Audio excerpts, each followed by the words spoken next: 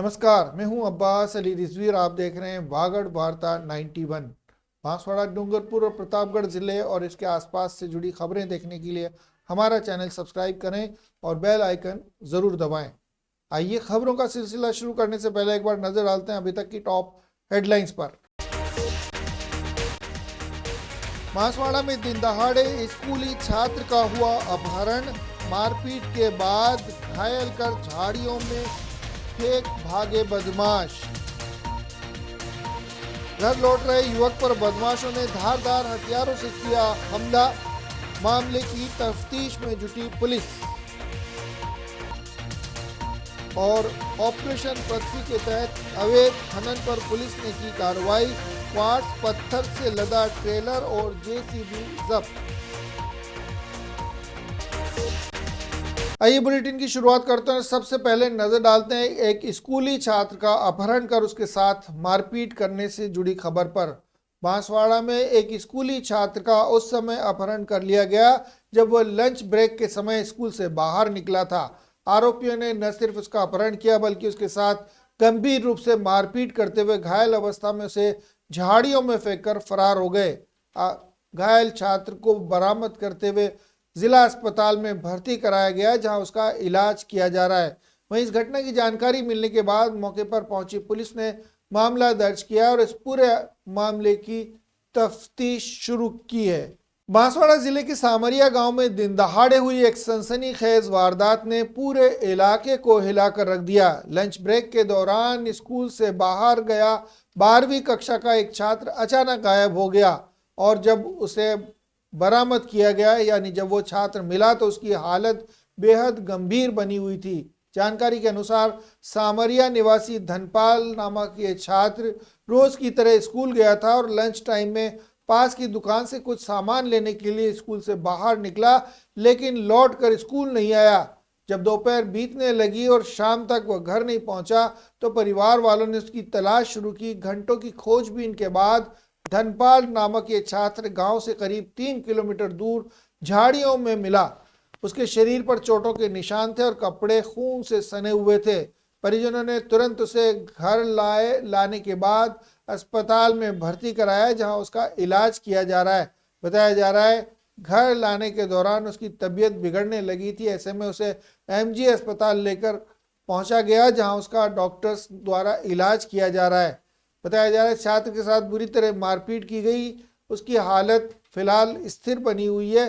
Police ने परिजनों की रिपोर्ट के आधार पर अज्ञात बदमाशों के खिलाफ अपहरण और मारपीट का मामला दर्ज किया है। सदर थाना अधिकारी बुधाराम बिश्नोई के अनुसार अपहरणकर्ताओं की पहचान अभी तक नहीं हो पाई है, लेकिन पुलिस कई संभावित कोणों से जांच कर रही है। ऐसे में ये मामला स्कूल में बच्चों की सुरक्षा पर भी सवाल खड़ा कर रहा है। आखिर दिन दहाड़े एक छात्र को स्कूल के बाहर से अपहरण करना किस तरह से जो इन पूरी सुरक्षा व्यवस्था पर सवाल खड़े करता है, ये आप भी अंदाज़ा लगा सकते हैं। अपराधियों को कैसे इतनी हिम्मत मिली कि उन्होंने 12वीं कक्षा में पढ़ने वाले छात्र का न सिर्फ अपहरण किया बल्कि उसे बुरी तरह मारपीट करते हुए गंभीर घायल अवस्था में फेंककर फरार हो गए।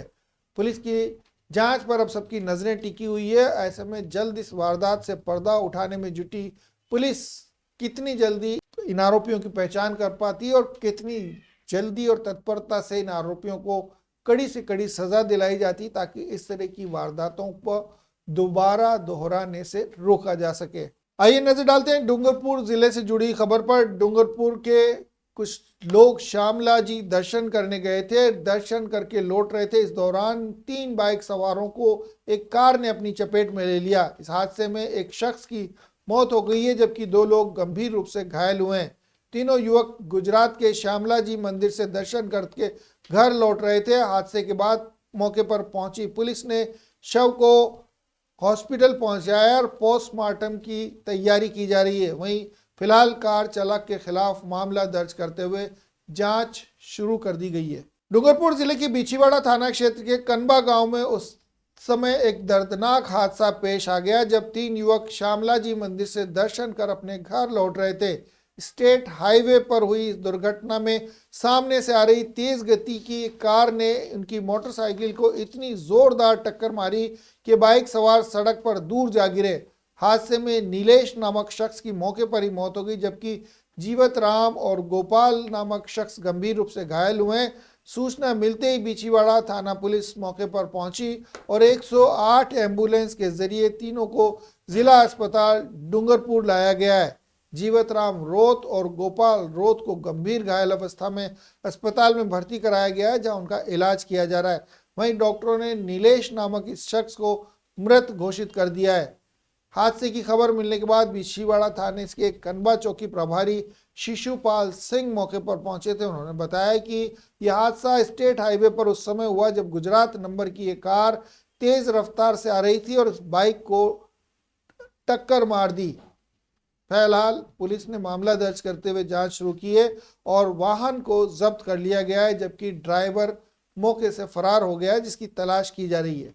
कल दिनांक 5/11/2025 को शाम करीब 5:15 बजे कनबा में नीलकंठ होटल से आगे एक मोटरसाइकिल पर आ रहे 3 युवकों को एक ब्रेजा कार चालक ने कार को गपनत लापरवाही पूर्वक चलाकर टक्कर मारकर एक्सीडेंट किया था, जिस पर प्रार्थी जीवतराम पिता कोदर रोत निवासी माल चौकी ने घटना की रिपोर्ट पेश की है। उक्त दुर्घटना में नीलेश पिता कृष्णलाल रोत निवासी माल चौकी की मृत्यु हो गई है एवं जीवतराम व गोपाल घायल हुए हैं। जीवतराम व गोपाल का हॉस्पिटल में इलाज जारी है।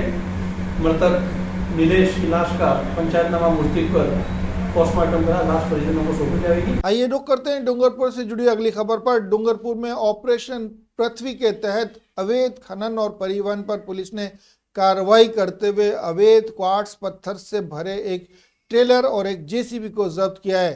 दोनों वाहनों के चालकों को भी मौके से हिरासत में ले लिया गया है। डूंगरपुर जिले में अवैध खनन और परिवहन पर लगाम कसने के लिए पुलिस ने ऑपरेशन पृथ्वी चला रखा है। इसके तहत कार्रवाई करते हुए पुलिस अधीक्षक एसपी मनीष कुमार के आदेश पर गठित टीम ने जेठाना क्षेत्र में देर रात छापा मारा।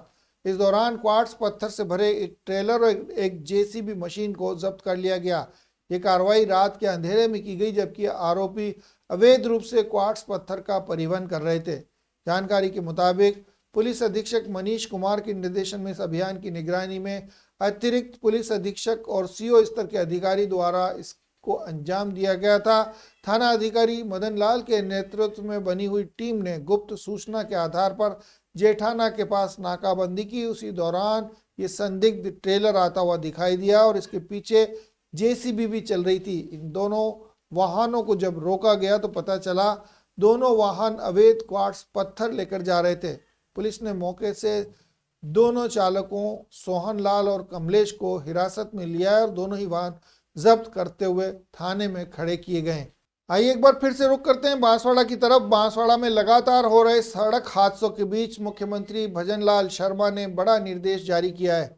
सीएम ने परिवहन और पुलिस विभाग को सख्त कार्रवाई करने के आदेश दिए। इसके बाद बांसवाड़ा की कोतवाली थाना पुलिस ने रतलाम रोड पर विशेष अभियान चलाया। इस दौरान कई ओवरलोड वाहनों को जब्त किया गया और ट्रैफिक नियमों की अनदेखी करने वाले वाहनों के चालान भी काटे गए। बांसवाड़ा जिले में लगातार बढ़ते सड़क हादसों ने आखिरकार सरकार का ध्यान खींच लिया है। मुख्यमंत्री भजनलाल शर्मा ने परिवहन विभाग और पुलिस विभाग को कड़े निर्देश जारी करते हुए कहा है कि सड़क हादसों में कमी लाने के लिए अब जीरो टॉलरेंस नीति अपनाई जाए।